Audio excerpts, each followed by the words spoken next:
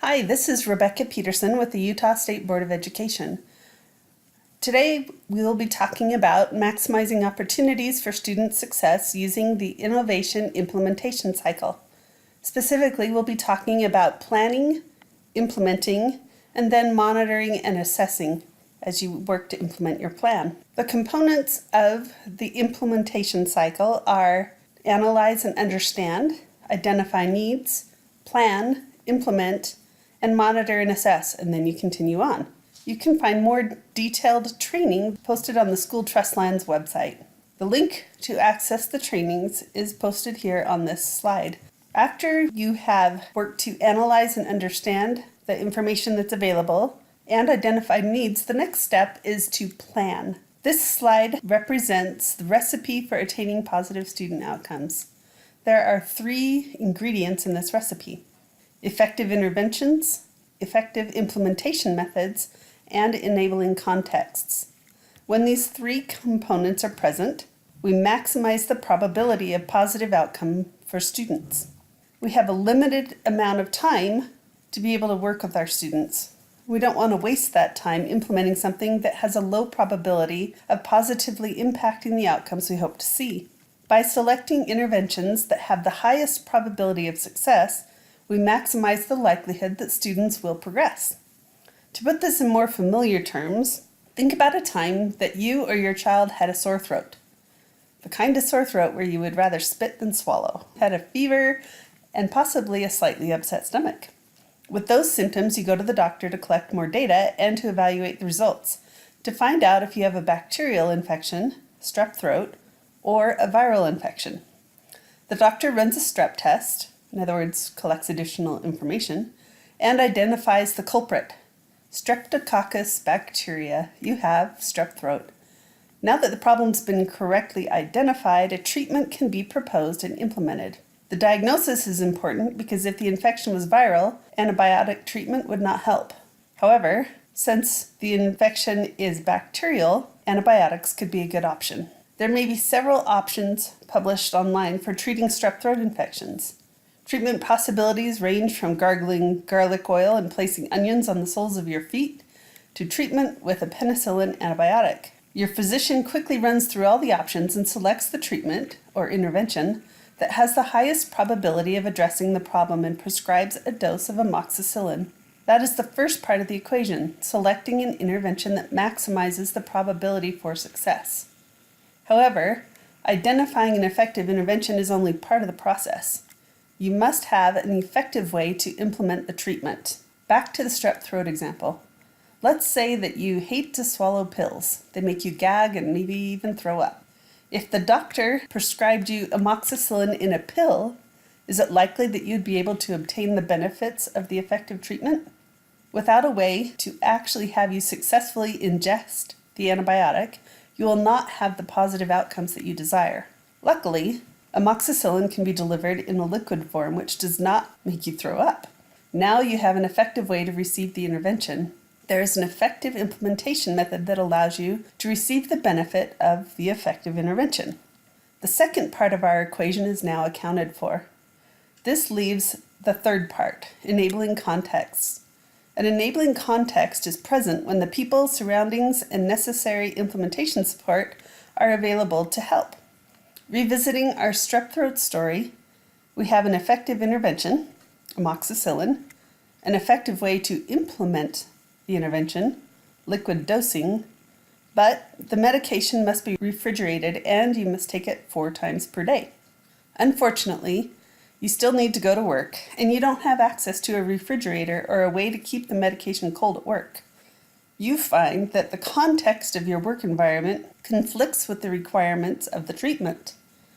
Let's say that you decide to take the antibiotic with you to work anyway because you decide that some treatment is better than none. Unfortunately, you can't break away from your task to take the medication the required number of times during your 12-hour shift.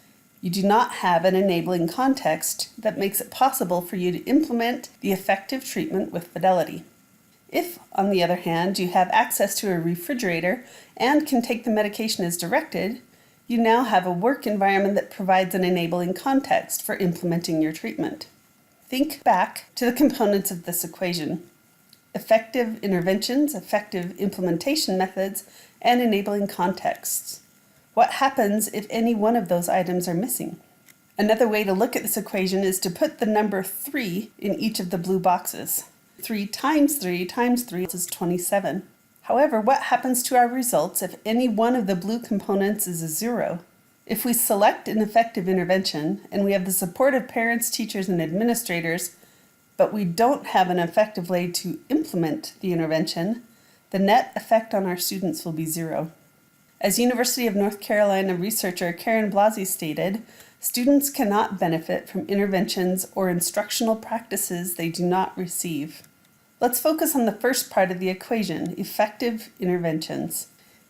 In order for an innovation or intervention to be useful, you must have enough information about the intervention to be able to plan how you're going to actually use it and how you're going to measure its use.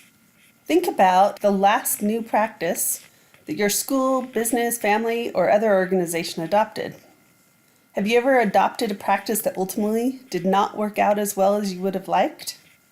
What were some of the barriers to those desired outcomes? Many times, expectations and enthusiasm at the start of a project turn into frustration as time goes on. Why is that the case? What are some of the barriers to successful implementation of good ideas? So how can you determine whether any particular innovation or intervention is usable and likely to succeed in your school? One evaluative tool that is extremely useful is the Hexagon Tool. This discussion tool, created by the researchers at the University of North Carolina's National Implementation Research Network, facilitates discussion about the essential components that maximize the probability of selecting an intervention that is likely to succeed in your environment. There are 6 key areas to consider when deciding what innovation or intervention you're going to implement. When you discuss, evaluate, and make decisions about implementation based on these 6 areas, you are maximizing the probability of selecting an innovation or intervention that will be able to impact student outcomes. There's a bit of pre-planning and work that needs to be done in order to make your meeting time effective when using the Hexagon tool. Ideally, you should have already identified the problem, so you should have a diagnosis, and you should have selected some innovations or interventions that you would like to evaluate. It is helpful if the information about the evidence base, the requirements for implementation, for example, do you need specific software? Do you need access to behavioral specialists? Things like that. Have those things available at your meeting. This can be accomplished by assigning people to be in charge of bringing information to the meeting about a particular innovation or intervention. Some teams divide up the tasks among everyone. Some teams have a designated group in charge of background research. Some teams do the research during the meeting itself, though this tends to be less efficient. Make sure you've identified the stakeholders. Who has an interest in what you're discussing? Who will be likely to feel the effects or be the boots on the ground related to the problem and potential interventions you've identified? Once you know who should be included in your discussions, make sure they are aware and, as possible, are present at the meeting. The Hexagon tool is really pretty easy to use. Page 1 contains instructions. Page 3 has a place to record your scores for each innovation or intervention that you're discussing. And page 4 is the start of the discussion questions. For each innovation or intervention, you'll review and discuss the questions for each indicator. You may want to set a time limit for discussion and have the timekeeper and facilitator work to keep the discussion focused and effective.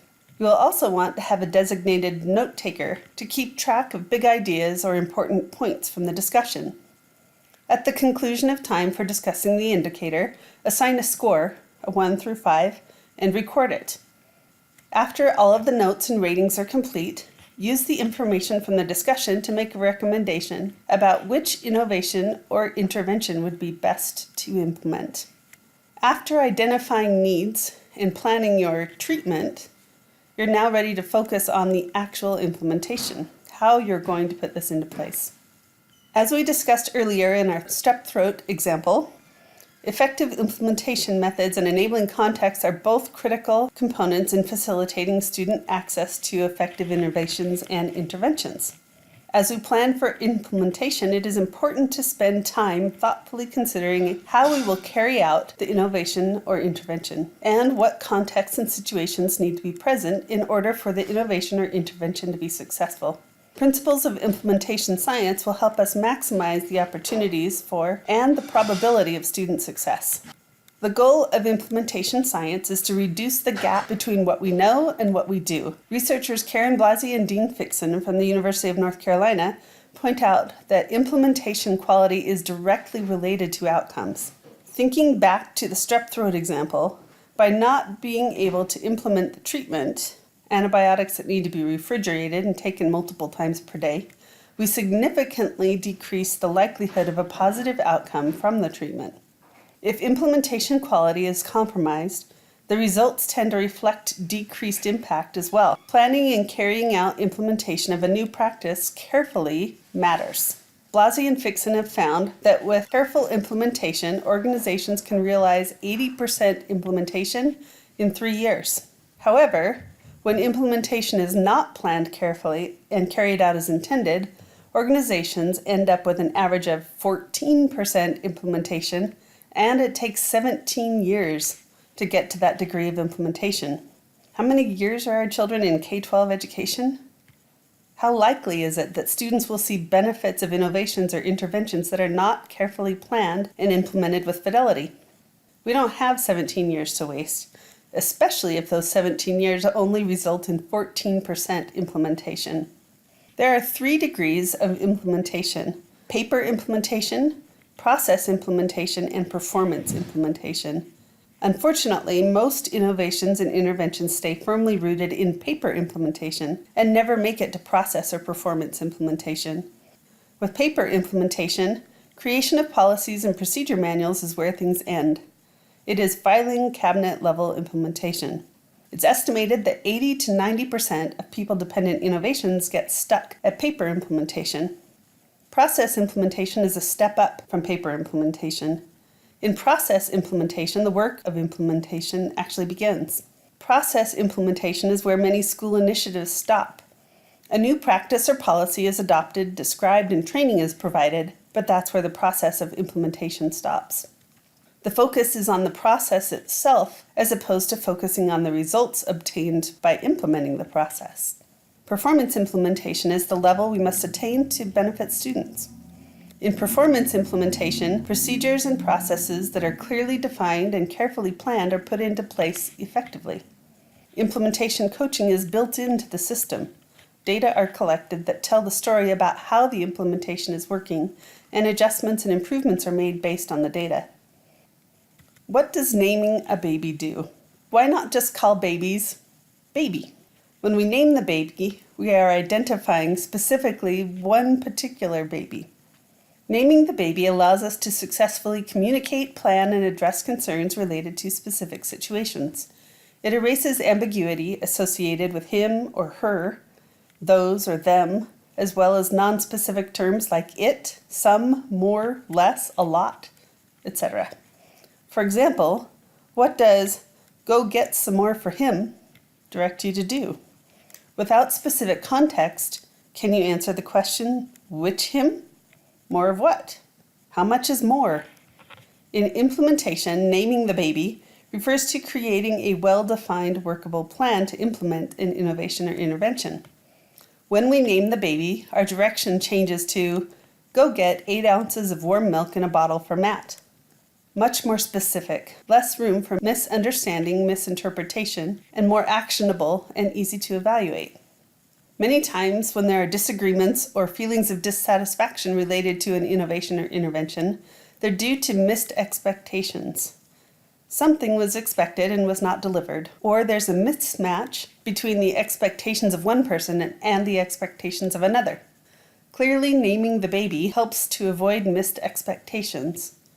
When missed expectations do occur, naming the baby provides a framework to facilitate discussion and problem solving. There are 3 stages that implementation of an innovation or intervention passes through: installation, initial implementation, and full implementation. On average, successful implementation of a new practice takes 2 to 4 years. For a moment, consider the impact of changing the treatment every year within your school trust lands plan. While plans are not written for 3 years at a time, they can be mapped out in your discussions, recorded in your minutes, and defined 1 year at a time, with an eye on what things will look like at year 3. Clear plans for implementation accomplish the following things. They define how and when effective, aligned, and plausible interventions or innovations will be selected, and who will be involved in selecting them. The plan describes exactly what the innovation and intervention is, how the innovation or intervention is expected to impact student outcomes, and it justifies that expectation based on the evidence. Effective plans also describe how implementation will occur. What is the plan to provide coaching and evaluate training and coaching? What does success look like during installation and during the initial stages of implementation? How long will those stages take? Where do we expect to be in year 1, year 2, year 3? What will it take to get there? Who does what by when, and how will we know? What indicators tell us if we're on the right track? How will we know if we need to make adjustments or improvements? The task of writing your school trust lands plan is coming up. As you prepare to write your next plan, take the time to clearly name the baby and define the components that will enable your success. Things to consider. What are we going to address? What need did we identify? What is our proposed innovation or intervention? How does this connect to last year's plan? What does implementation with fidelity look like? What are the key components? How will we evaluate it? What are our anticipated effects on student outcomes? What are our success criteria for year 1, year 2? How will we know if we're making progress? What are our indicators? When do we examine them? And what does success look like? As with all good ideas, unless they're written down and reviewed, our ideas become the victim of our own imperfect memories. Once your implementation plans are defined, be sure that they're written down and then review the plan regularly. Make notes about things that are working well as areas of difficulty. Reflect on these items during your meetings. But most importantly, remind yourself about how you eat an elephant, 1 bite at a time. Remember that successful implementation takes time, and more planning, doing, analyzing, evaluating, and adjusting than most people realize. Commit to continue on your implementation path, 1 bite at a time. We've now talked about planning and implementing, and we're going to touch on how you monitor and assess. There are many reasons why we use data. Data tells a story about where we are, where we're going, and for that matter, where we've been. Data inform our practice by helping us to identify what is working and what's not working. Data ultimately drive change. There are 2 key types of data: fidelity and outcome data.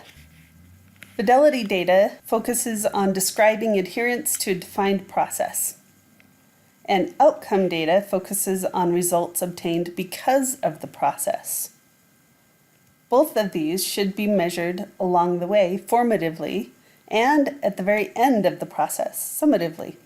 Fidelity measures can help tell the story about how well the process is being implemented, and they can help describe whether or not the process is being implemented as it's intended.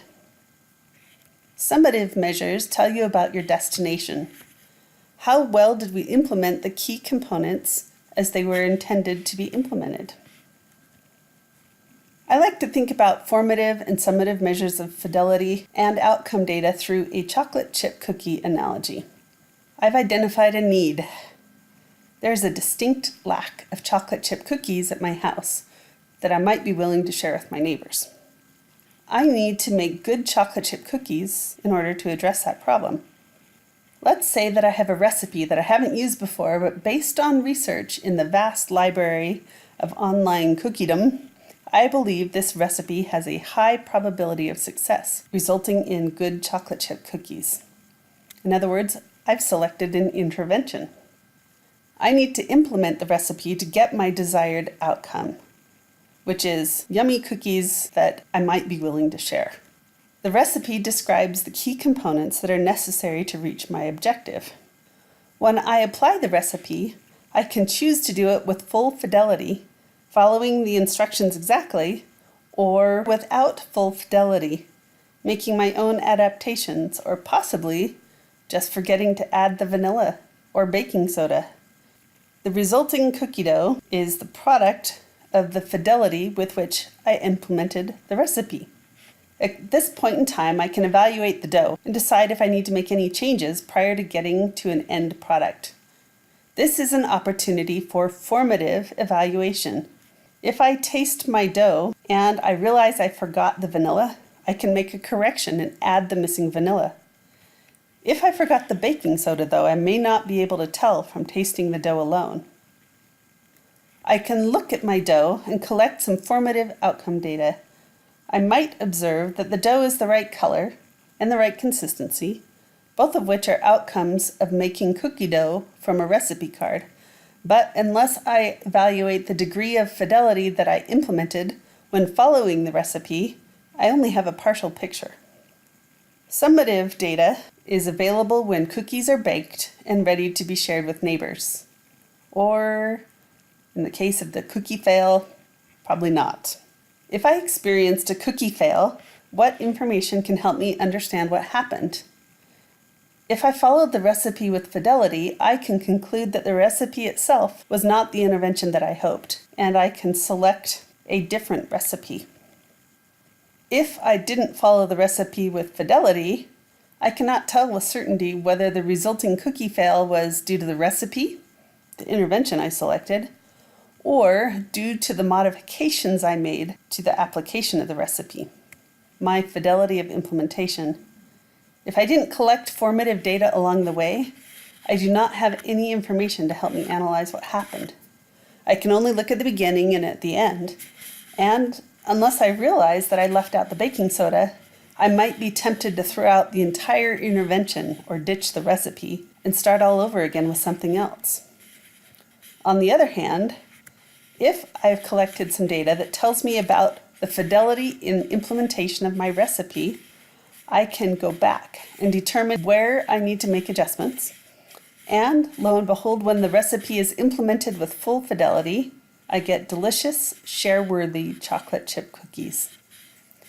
Obviously, this is a simplified analogy for data use cycles, but I hope it helps to illustrate the importance of collecting both formative and summative data, and the importance of fidelity, implementing innovations and interventions as they are intended to be implemented. Researchers Horner, Sugai, and Todd wrote a great article called "Data Need Not Be a Four-Letter Word." In the article, they outlined principles of useful data. The first principle of usable data is that it must be related to decisions that are to be made. It doesn't do any good to collect data that are unable to answer the questions we have. The second principle of usable data is that it should be simple and efficient. A third principle of usable data is that it must be used locally within the school setting. Data collected just to be sent somewhere else and never viewed again at the school level is an opportunity lost. The final principle of usable data is to design repeating cycles of data use. Determine when you will measure and evaluate the results so that information can be used to help guide decisions and actions. Make this a regular occurrence and not a one-time event. The first thing you must consider when you're planning how to monitor and assess your implementation and impact is to determine what you will measure. Remember that decision-making should drive the data collection. Ask and answer the questions: what information do we need? What questions do we want to answer? And what data will answer those questions? The collection of data that are useful for answering questions and providing actionable information are where you want your focus to be. Data are only useful when they're timely. It doesn't do me any good to know what my speedometer on my car showed yesterday if I'm driving on the highway today. Determine when you will need the information so that you can make use of it. Once you know when you will need the information, you will need to define how the data will be collected and how that information will be shared with the team. The final step is to plan when you will review the data. Formative data should be reviewed on a regular basis. Sometimes this is quarterly, sometimes every other month, depending on what the team determines is necessary for making decisions. Summative data should be reviewed at the end of an implementation period. For example, this could be the end of a school year. After analyzing and discussing which data will answer your questions about fidelity of implementation and about student outcomes over the course of the year, it's time to map out your data cycles. An easy way to do this is to create a spreadsheet or a table that you can use to summarize what data measures will be used, when they will be collected, and who's in charge. In the example shown here, the type of data is listed along with the purpose or use of the data. The months are marked to indicate when particular evaluations or data collection and review will occur. Developing a plan like this creates a clear understanding and expectation around data collection and use, and allows the team to effectively monitor and assess progress. Thank you for participating in this training and for investing in the success of your team, your school, and above all, your students.